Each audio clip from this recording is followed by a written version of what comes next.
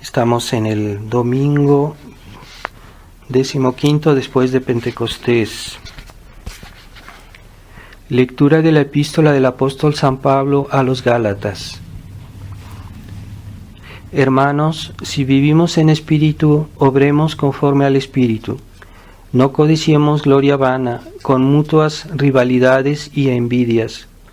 Hermanos, si alguno fuere sorprendido en algún delito, vosotros que sois espirituales, amonestadles con espíritu de blandura, considerando que tú también puedes ser tentado. Llevad los unos las cargas de los otros, y así cumpliréis plenamente la ley de Cristo. Porque si alguno piensa que de sí que es algo, siendo como es nada, engáñase él mismo. Examine cada uno sus obras, y así podrá gloriarse en solo sus méritos, sin compararse con los otros, porque pues cada cual llevará su propia carga. El que se instruye en la palabra de Dios asista con sus bienes en todo lo que al que le enseña. No os engañéis, de Dios nadie se burla, pues lo que el hombre sembrare, eso cosechará. Y así el que siembra en su carne, de la carne cosechará corrupción, mas el que siembra en el Espíritu, del Espíritu cosechará vida eterna. No nos cansemos pues de bien obrar, pues a su tiempo cosecharemos y no desfallecemos, si no desfallecemos. Por tanto, mientras tenemos tiempo, hagamos el bien a todos, mayormente a los hermanos en la fe. Continuación del Santo Evangelio según San Lucas. En aquel tiempo iba Jesús a una ciudad llamada Naín, e iban con él sus discípulos y gran muchedumbre. Cuando se acercó a la puerta de la ciudad, he aquí que sacaban a enterrar a un joven, hijo único de su madre, que era viuda, e iba con ella gran acompañamiento de la ciudad. Así que la vio el Señor, movido a compasión, le dijo: no llores. Y acercóse y tocó el ataúd, y los que lo llevaban se detuvieron. Y dijo: joven, contigo hablo, levántate. Y el que estaba muerto se sentó y comenzó a hablar, y le entregó a su madre. Quedaron todos atemorizados y agradecían a Dios, diciendo: un gran profeta ha surgido entre nosotros, y Dios ha visitado a su pueblo. En el nombre del Padre, del Hijo y del Espíritu Santo. Amén. Ave María Purísima. Estimados hermanos, hemos oído este relato de este milagro, gran milagro, de la resurrección del hijo de esta viuda que, pues por ser viuda, estaba muy desamparada, había perdido su marido y ahora su hijo único. Entonces nuestro Señor tuvo compasión por ella. Podemos decir que no, todos nosotros no tenemos a quién recurrir fuera de Dios. Es nuestra única opción y debemos tener esta conciencia que nos da la fe de la realidad que nos rodea. Fuera de Dios no hay salvación, fuera de Dios no hay esperanza, fuera de Dios no hay nada bueno, porque mientras esta vida dura, pues nosotros podemos consolarnos con las criaturas, con los bienes materiales, con las diversiones humanas, pero eso no durará porque la vida es corta, aunque parezca larga, es corta. Si la comparamos con la eternidad, pues no es nada. Entonces vale la pena preocuparse por la eternidad.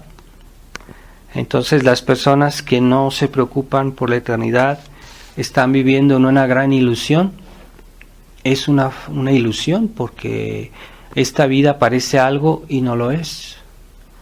Y nosotros que tenemos la fe, todavía no tenemos excusa, menos excusas que los otros para vivir en la negligencia y en el olvido del amor de Dios, de la fe.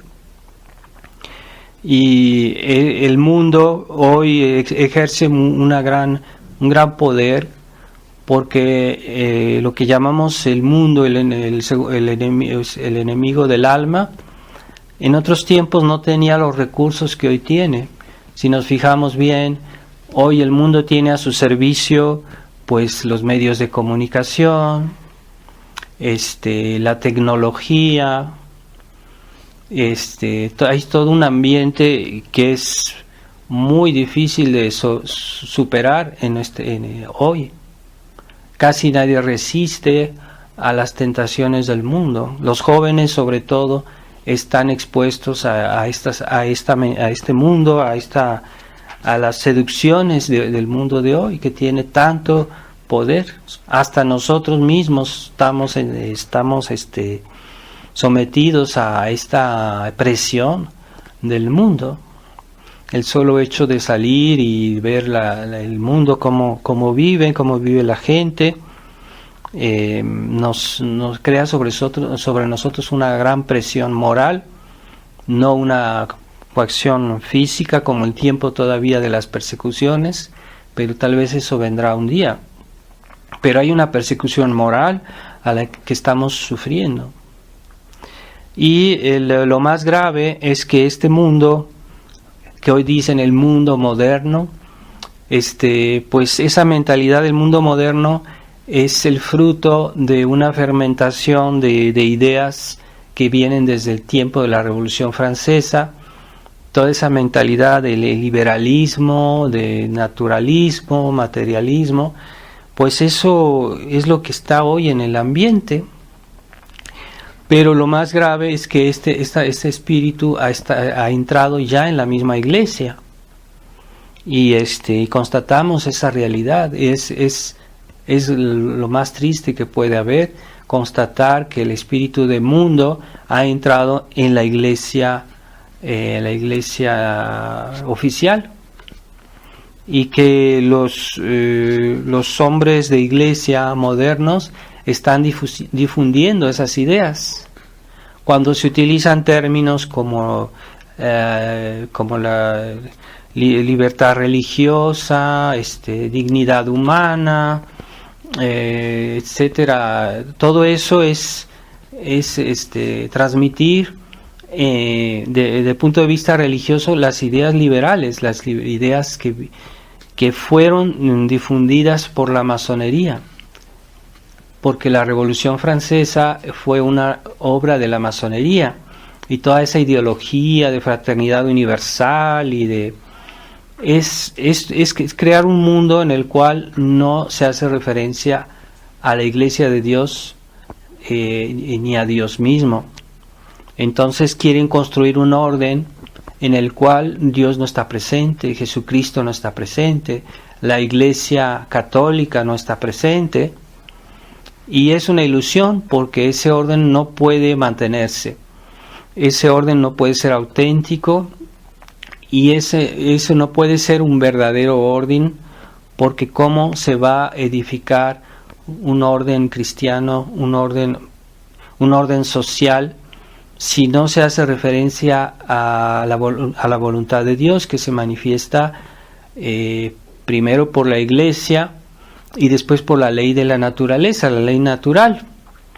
Entonces el hombre comienza a imaginar cosas y empieza a hacer la ley a su modo, a su gusto, y ya el hombre no respeta la voluntad de Dios, que está inscrita en la ley natural, pero sobre todo en la revelación que Jesucristo nos vino a aportar cuando vino a la tierra, porque después del pecado original el hombre ya no es capaz de llevar las cosas bien, no es capaz de conocer bien la verdad, no es capaz de practicar bien el bien, comportarse bien, no es capaz. Necesita una ayuda suplementaria. Esa ayuda es la obra de Jesucristo, es la obra de la redención. Redención quiere decir redimir. En otros tiempos se redimía a los cautivos. Esa redención era pagar el precio que valía un esclavo. Yo quiero redimir un esclavo, pues pago lo que vale este esclavo y ya es hombre libre, está redimido. Entonces, todos esos términos que estamos tan acostumbrados en la vida cristiana, pero no reflexionamos el significado. ¿Qué quiere decir? ¿Verdad? Así como vemos la cruz, pero ya no pensamos que Jesucristo murió por nosotros. Vemos una bonita cruz, cuando vamos a una iglesia hay cruces, pero ya no nos acordamos que eso nos recuerda que Él murió por nosotros y que también nosotros debemos sufrir por Él. Pero ya se ha perdido esa relación de las cosas de la vida cristiana por la superficialidad.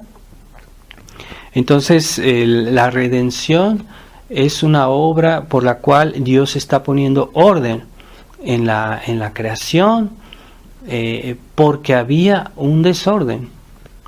Pero el liberalismo, lo masónico, pretende que el hombre es bueno por naturaleza y que no necesita de Dios, no necesita de la iglesia, no necesita de los sacramentos, no necesita de la obra doctrinal de la iglesia, la enseñanza de la iglesia. El hombre por sí mismo se puede bastar, porque el hombre es bueno y por naturaleza, lo cual es un gran engaño, porque el hombre no es bueno por naturaleza. Digamos, es bueno, la naturaleza que Dios creó es buena, pero esta naturaleza está desviada, está herida, como consecuencia del pecado original. Y hay que tener conciencia de eso para poder hacer que el hombre vuelva a un bien entero. No es capaz ya por sí mismo, ¿verdad? Es como un enfermo que está en cama y que él mismo no se puede curar, necesita un doctor, necesita la ayuda de su familia. De otra manera nunca se va a poder curar. Y así nosotros también, quienes más, quienes menos, algunos tienen más necesidad de Dios y de la iglesia, pero pues todos tenemos necesidad absolutamente de Dios, claro está, pero debemos tomar conciencia de nuestra indigencia para poder ser curados. Si no hay conciencia de nuestra indigencia, entonces no vamos a poder ser curados, porque no lo vamos a pedir, porque no lo vamos a intentar, no nos vamos a acercar a aquel que nos puede curar. Y esto se vuelve un drama, porque hay personas que están muy necesitadas y no saben o no quieren saberlo, no saben que Jesucristo murió por ellas, no saben cuáles son los medios que Jesucristo nos dejó, son su iglesia, y la verdad de la iglesia y los sacramentos de la iglesia, esos son los medios. No hay otros, porque en el orden actual de las cosas Dios ha decidido que sea así. Dios hubiera podido salvarnos de otra manera, pero Él quiso hacerlo de esta manera, entonces no hay otro camino. Entonces aquellos que pretenden salvarse sin la Iglesia Católica, pues están en un gran error, en una gran ilusión. Y quieranlo o no, un día se van a desengañar. El día que se mueran o el día que Dios los juzgue, van a comprender, pero será muy tarde. Pero esa ignorancia es muchas veces el fruto de la negligencia, de la pereza, de aquellos que se conforman con vivir una vida cómoda, tranquila, y no buscan la verdad. Y esa falta de amor a la verdad es muy dañina. Es la que nos ha conducido a la situación que hay hoy en el mundo, en la iglesia, es porque hay poca gente que ama la verdad. Entonces no la buscan. Ciertamente todos podemos equivocarnos, todos podemos tener momentos de ciertas fragilidades, debilidades, pero todos podemos recapacitar diciendo, bueno, yo cometí un error, pero voy a tratar de corregir. Si tuviéramos esa preocupación de corregir, de mejorar, pues pronto llegaríamos a ser mejores, a ser santos, porque tenemos esa preocupación por buscar la verdad. Y es dramático porque Dios, las facultades del hombre, que son las más nobles, que son la inteligencia y la voluntad, lo que nos diferencia con los animales, pues están hechas con un objetivo. El objeto de la inteligencia es la verdad, como nos enseña la teología católica, nos enseña que el objetivo de la inteligencia es la verdad y el objetivo de la voluntad es el bien. Pero una sociedad que trastorna a tal punto al hombre que ya no ve lo que es el objeto de su alma, los objetos que son la verdad y el bien, ya no los ven y no los ven en toda su entereza, porque hay cosas que son buenas, pero que si se corrompen, se vuelven malas. Entonces hay personas que ya no perciben eso, ya no perciben las exigencias para que una cosa sea buena o sea verdadera, ¿verdad? Entonces, si yo digo que yo creo en la religión católica, pero niego un solo dogma, ya no es la religión católica a la que yo pertenezco, es a otra cosa. A tal punto la verdad es exigente y pues mucha gente es capaz hoy de decirse católica y negar una verdad de fe por aquí, otra verdad de fe por allá. Ya no ven que la verdad es algo que debe ser íntegro, no se puede tocar, hay que tomarla como es. Yo no tengo derecho a retocar la verdad o a cambiarla. Y eso es lo que Dios nos ha dado, posibilidad, libertad en ciertas cosas. Claro está, Dios es un padre, no es un tirano, y nos ha dado la posibilidad en nuestra vida de escoger ciertas cosas, pero siempre dentro del bien. Dios, no podemos escoger entre el bien y el mal, podemos escoger cosas buenas y de preferencia las mejores, ¿no? No escoger cosas siempre cosas mediocres, no, hay que escoger el bien y si es posible lo mejor. Y así, pero el hombre hoy cree que es capaz de escoger entre el bien y el mal y escoger entre la verdad y el error.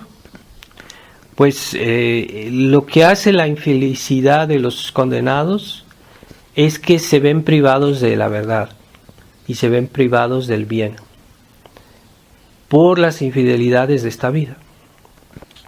Y eso es lo que hace su desgracia. Porque mientras estamos en esta vida, somos como personas que están aturdidas y que no ven claro, y que no ven claro ni siquiera lo que ellos quisieran, lo que ellos desean. Pero está inscrito en nuestra alma que nosotros estamos hechos para poseer la verdad y el bien. Pero no cualquier verdad y cualquier bien, sino la verdad suprema que es Dios y el bien supremo que es Dios.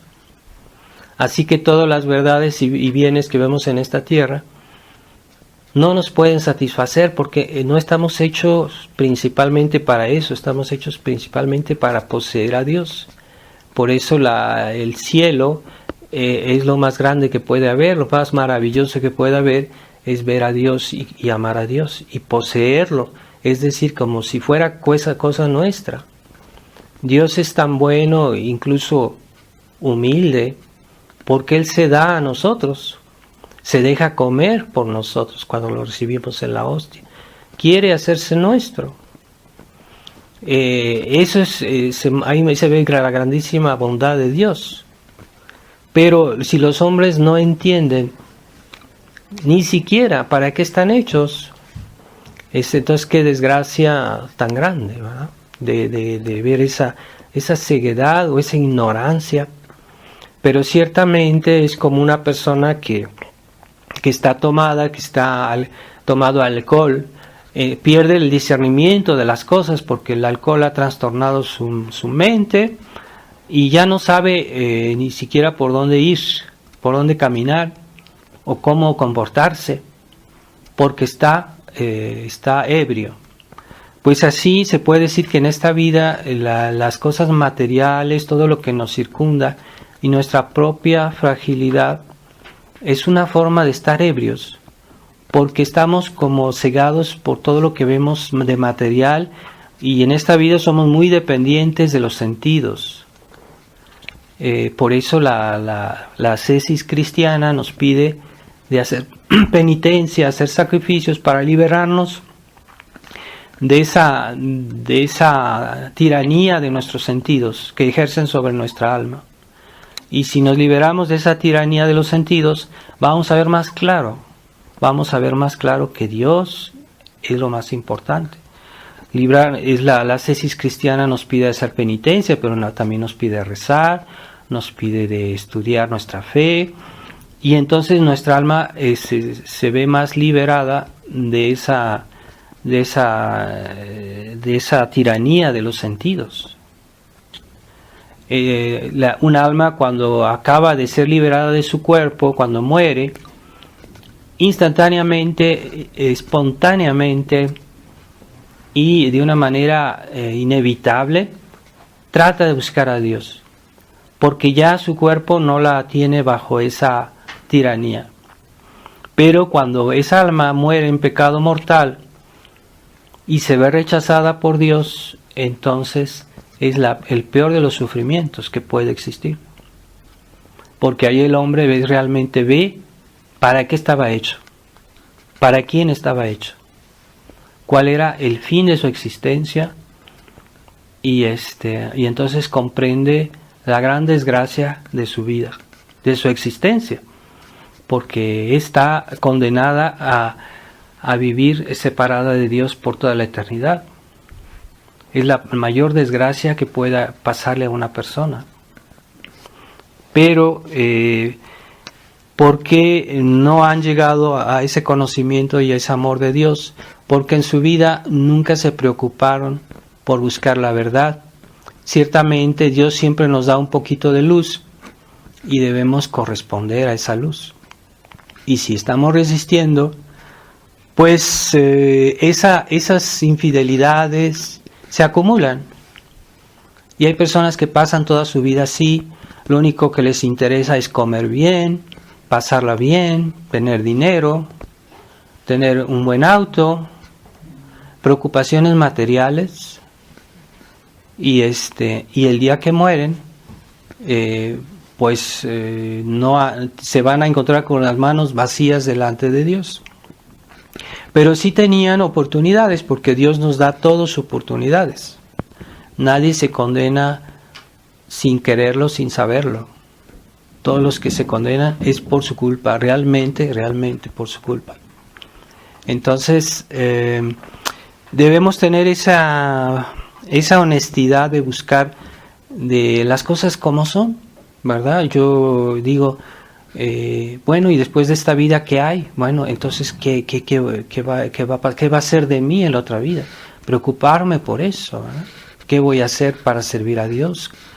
¿Dónde está la verdad? ¿Dónde está el bien? Y bueno, pues esa mentalidad se pierde, y en este mundo vemos que la superficialidad se instala, y hoy la gente pues ya lo que menos piensa es en Dios, tampoco en su alma, porque hay personas que ni siquiera piensan en su alma, piensan solo en los placeres del cuerpo, de los sentidos, y buscan tener una vida placentera, sin preocupaciones y sin practicar la caridad hacia el prójimo, porque también eso es lo que Dios quiere, que tengamos caridad con el prójimo. Entonces, una persona que está encerrada en sí misma y que nunca piensa en los demás, está haciendo un pecado, es un pecado de falta de caridad. Y también eso es algo que Dios castiga. Y entonces cuando vemos que hoy también en la iglesia que Dios hizo para orientarnos, para guiarnos, ya no da su luz, o sea, ya no hace su trabajo, porque Jesús dijo a los apóstoles: id a todo el mundo y enseñad la verdad. Aquel que creyere y se bautizare será salvo, y aquel que no creyere se condenará. Nuestro Señor es muy claro. No es nada ecuménico su manera de hablar.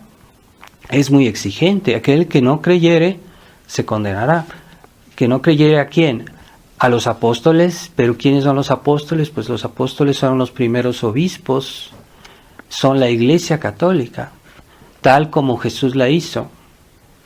Entonces, si los apóstoles no hacen su trabajo, es una tragedia para las almas, porque las almas ya no tienen a quién recurrir, a ese medio que Jesús hizo para salvarnos, para darnos la verdad, para guiarnos, que es la Iglesia. La Iglesia no hace su trabajo, y es lo más terrible que pueda pasar, porque ya las almas no saben a quién ir. Ya no hay ya no hay quien las guíe. Y cuando vemos todas las declaraciones que hace el Papa Francisco, son una cantidad enorme. Hay personas que han tratado de reunir todas esas palabras, esas frases que dice escandalosas, y pues ya no se puede seguir, porque todos los días hace una o varias. Entonces eso está desorientando a la gente, y decir cosas que realmente son sobre temas esenciales de nuestra fe, no son cualquier declaración.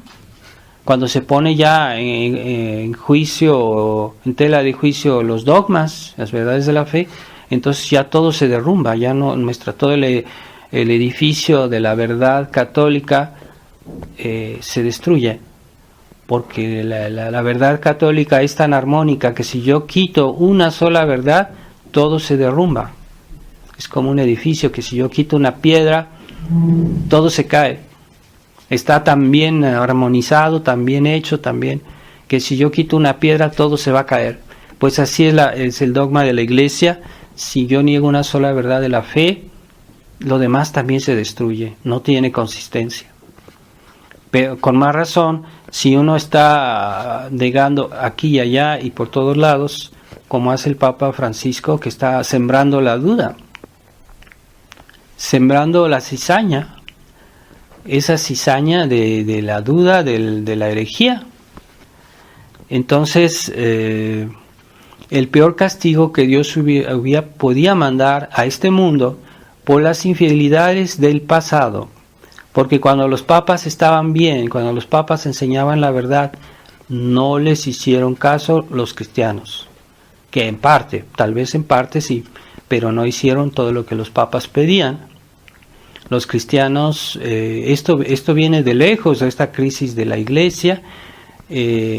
Había muchos católicos que ya no hacían caso de los papas. Por ejemplo, en tiempo de Pío XII, de San Pío X, se quejaban los papas de que ya decían, esto ya es, hay demasiados pecados, hay demasiado desorden en los cristianos, no en los que no son cristianos, no en los que no son católicos. Ya los papas se quejaban. Y para nosotros es una referencia a lo que decían los papas católicos, y leemos sus textos con mucha admiración, con mucha fe, pero no hay que creer que porque ellos enseñaban eso en su época y que era la buena doctrina, que ya todos los católicos de su época los escuchaban. Ya el modernismo ya existía, ya los católicos tibios ya existían, ya la decadencia en la Iglesia ya existía, había una crisis realmente, pero no a nivel de la jerarquía católica. Todavía la jerarquía conservaba la buena doctrina, los sacramentos, todas las verdades de la fe, y la iglesia todavía se mantenía. Pero visto que una gran parte de los católicos no escuchaban, pues Dios permitió esta crisis de la jerarquía para castigar las infidelidades de los cristianos. Por eso cuando yo veo que hay tradicionalistas que sí se vanaglorían de ser tradicionalistas, pero que no respetan la vida cristiana en la vida concreta, pues yo tengo un gran temor por ellos, porque esto puede degenerar. Y por eso vemos que hoy que se hace este acercamiento de la obra, de la tradición, que era la Fraternidad San Pío X, que hizo Monseñor Lefebvre, que hizo también, él lo hizo muy bien. ¿Cómo es que es posible que haya esta decadencia en el combate cristiano, en la búsqueda de la defensa de la fe? Por eso nació la fraternidad, por eso Monseñor la fundó, para defender la fe, para mantenerla. Él dijo, hoy la Iglesia necesita buenos sacerdotes que orienten a los fieles, que sean antimodernistas, que sean anti. Monseñor insistía en que debemos ser anti. ¿Por qué anti? Porque estamos contra el error, contra el modernismo, contra el liberalismo. No nos conformamos con decir la verdad, por ejemplo, del catecismo. También debemos denunciar el error contrario, como hacían antes los concilios. Los verdaderos concilios siempre terminaban con las anatemas. Decían las dogmas, pero al final condenaban el error contrario. Siempre terminaban con los anatemas. O sea, que alguien niega esto, que sea anatema, o sea, que sea excomulgado, que sea echado de la iglesia. Y la iglesia no solo enseña la verdad, sino también condena el error. Porque como yo no puedo decir, abogar porque un doctor que ve a una persona no solo trata de darle digamos vitaminas para que su cuerpo esté bien, también le da la medicina para atacar el mal. O sea, no basta de dar lo positivo, hay que también darle el contraveneno. Entonces, si hoy ya la tradición no se quiere denunciar claramente delante de los fieles los errores que Monseñor Lefebvre combatía del modernismo, del liberalismo en la iglesia, pues están en cierta manera engañando a los fieles. Pero esos fieles que se dejan engañar porque no quieren reaccionar, porque no quieren luchar contra esa nueva tendencia que hay en la tradición, por no perder su comodidad, por no perder sus prerrogativas, por no perder una misa bonita que se canta, que dicen una bonita liturgia. Por no perder eso, prefieren callarse y aceptar esa situación. Entonces, Monseñor Lefebvre nos decía muy claro, la misa no es lo más importante, la misa es algo muy importante, claro. Y él nos lo decía, la fe es más importante que la misa. La fe es la base de toda nuestra religión. La adhesión nuestra a las verdades de la fe cristiana. Y en la fraternidad yo constaté que al final se insistía mucho con los fieles en la liturgia, en la misa, en la buena asistencia a la misa, todo eso está bien, pero lo que está mal es que hacer de eso lo único, o hacer de eso lo más importante. No. Hay personas que pueden asistir a un sacerdote modernista, puede decir la misa tradicional, pero ¿por qué no? Pero no va a aprovechar de la misa tradicional porque no tiene la fe, porque no está en gracia de Dios. ¿No? ¿Qué le sirve? Antes que la misa, antes que la bonita liturgia, que eso se vuelve en cierta manera complacencia de los sentidos, porque lo que quieren es algo bonito. No, la misa, aunque no fuera bonita, aunque fuera una misa rezada en la cual no hay mucha liturgia, pues la misa vale lo mismo, porque es esencialmente el sacrificio de Jesucristo. Y si uno se quiere basar, decir yo voy a este lugar porque la misa es más bonita, porque usan bonitos ornamentos, porque hay incienso, porque hay... Pues sí, yo no digo que eso es algo bueno, pero no es lo principal. No hay que perder de vista lo esencial. ¿Y de qué me sirve a mí ir a misa y comulgar si yo he hecho un pecado mortal? Yo he negado la fe de alguna manera. No, es que la fe es primero. Entonces, eso es lo que muchos no han entendido. Y desgraciadamente, en los últimos años, bueno, yo cuando estuve en la fraternidad, me di cuenta que ya no se insistía mucho en la intransigencia de la verdad, la intransigencia de la doctrina, en la lucha contra el error, contra los errores del Vaticano II. Monseñor Lefebvre, en todos sus sermones, en todas sus conferencias, hablaba de la crisis de la Iglesia. Y no era un fanático, no. Él hablaba de eso porque era necesario. Ahora que los sacerdotes de la fraternidad ya no hablan de eso, siempre encuentran la buena razón, la buena excusa, ¿no? Para decir que por qué no, pero no es normal. ¿Acaso la crisis de la Iglesia hoy es menos grave? No, es mucho más grave que antes, más grave que cuando Monseñor Lefebvre estaba con nosotros. ¿Qué quiere decir? Que nosotros debemos todavía con más fuerza denunciar el error. Si no, nos vamos a dejar llevar por esta marea del mundo moderno, esta marea de la iglesia moderna, nos vamos a dejar seducir y nos va a llevar, porque es muy fácil dejarse llevar sin luchar, porque es por motivos de comodidad. Entonces, tengamos conciencia de estas cosas, porque si no, uno pierde la noción de las cosas y está fuera de la realidad. Entonces, sí, muy bonito que haya bonita liturgia, pero no basta la liturgia. Y no basta, también cuentan las actitudes con las cuales uno vive. Si hay personas que dicen que creen, pero se comportan mal, yo no debo seguir su ejemplo.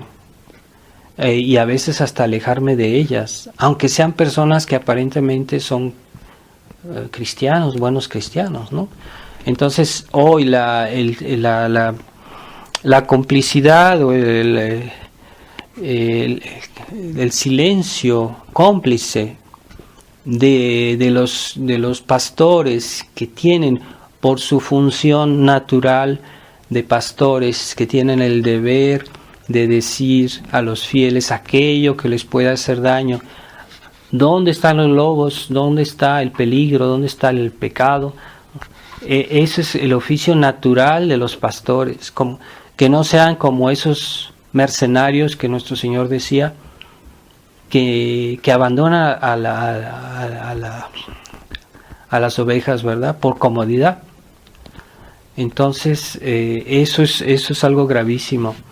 Es la primera obligación de los pastores enseñar la verdad. Cuando uno ve los poderes que tiene la Iglesia, cuando uno tiene el poder de enseñar, el poder de santificar y el poder de gobernar a las almas, hay personas que solo ven en el sacerdote el poder de santificar. El Padre es una máquina de sacramentos. El Padre está hecho para dar la comunión, para decir la misa, pero que no me venga a decir lo que yo tengo que hacer, que no me venga a corregir, que no me venga a regañar, porque entonces no es un buen padre. No, eso es falso. La Iglesia tiene 3 poderes: enseñar, santificar y gobernar y castigar. Porque cuando se habla de gobernar, también un sacerdote puede castigar a un fiel, puede regañarlo, y no está saliendo de sus atribuciones. Es normal. como un padre de familia a su hijo que se porta mal, pues le llama la atención. Es normal. Ahora, de los 3 poderes, el más importante es enseñar. Entonces, si los pastores ya no enseñan o no enseñan todo, se debe enseñar todo, sobre todo aquello que es puesto en duda o que es puesto en causa, las verdades de la fe, esas que son hoy puestas en duda, es lo que más hay que denunciar, lo que más hay que decir a los fieles, cuidado. Entonces, sobre eso seremos juzgados. Y hay una fiesta que se llama la fiesta de la Cátedra de San Pedro. Es una fiesta en la cual se hace honor a ese oficio del Papa de enseñar la verdad. La cátedra es el lugar donde el Papa se sentaba en la Catedral de Roma, y desde en esa cátedra se sentaba y era el lugar donde él enseñaba. Para enseñar se sentaba en la cátedra. Entonces, cuando se habla de la Cátedra de San Pedro, se habla de ese poder que el Papa tiene de enseñar la verdad. Pero cuando el Papa modernista ya está completamente ganado a las ideas liberales masónicas, es el peor drama que podía pasar al mundo y a la Iglesia, porque las almas ya no tienen la posibilidad de ser guiadas.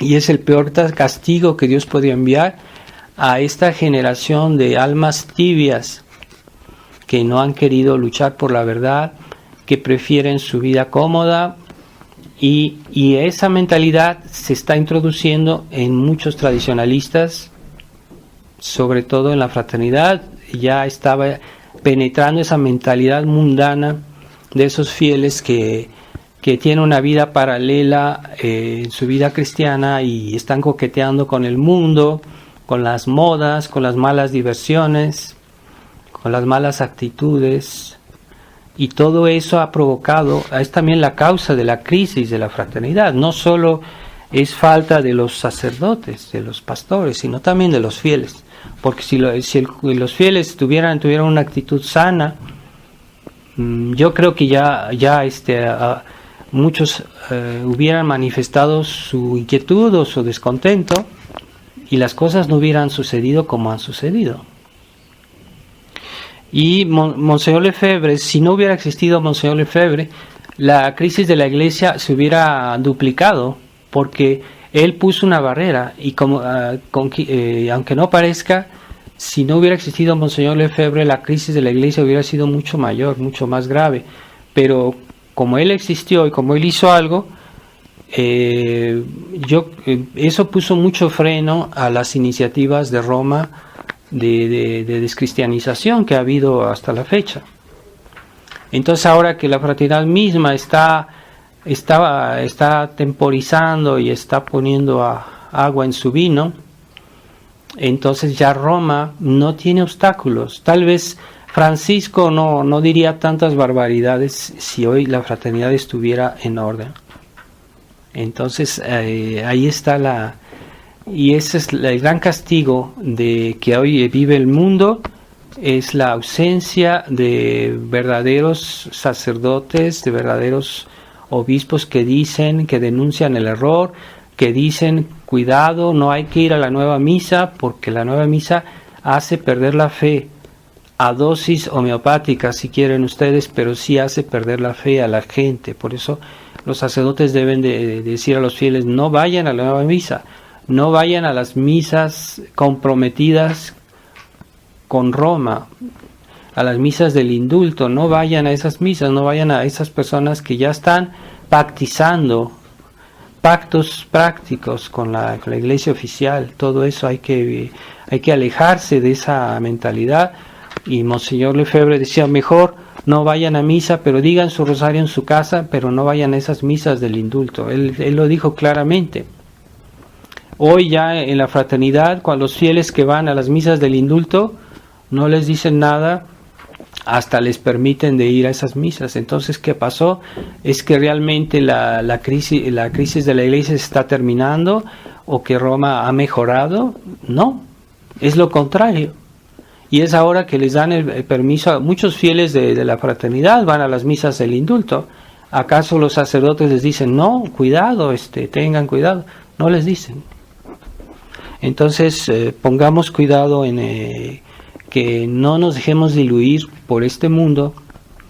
Es muy fácil, el mundo es, la acción del mundo hoy es muy poderosa. No solo el mundo que está fuera de los medios religiosos, también el mundo que se introdujo porque los papas abrieron las puertas y que dejaron que el mundo entrara, pues hoy ya el mundo está dentro. Entonces, no es que no tengamos fidelidad a la iglesia, pero es que hoy hasta de los mismos pastores debemos cuidarnos, desgraciadamente, y debemos referirnos con mucha más fidelidad a la tradición, con mucho más cuidado, porque es más difícil hoy encontrar la verdad que nunca lo fue antes. Porque incluso antes de la venida de Jesucristo, los paganos se comportaban mejor que muchos católicos hoy. Entonces es algo tremendo lo que estamos viviendo. Pero aquellos que aman la verdad, que buscan la verdad, Dios no los va a desamparar. Entonces debemos pedirle a Dios que nos dé la fuerza y la humildad. Es una gran virtud la humildad, porque aquí las almas humildes descubren muchas verdades que no es dado a los orgullosos, a los seguros de sí mismos y a aquellos que se vuelven un poquito fariseos, ¿verdad? Un poquito o un mucho fariseos, que Dios nos libre de esa mentalidad. Bien, vamos a pedirle a Nuestra Señora, su corazón inmaculado, la gracia de estar fieles al camino verdadero que Dios quisiera hoy para nosotros. Ave María Purísima, sin pecado concebido.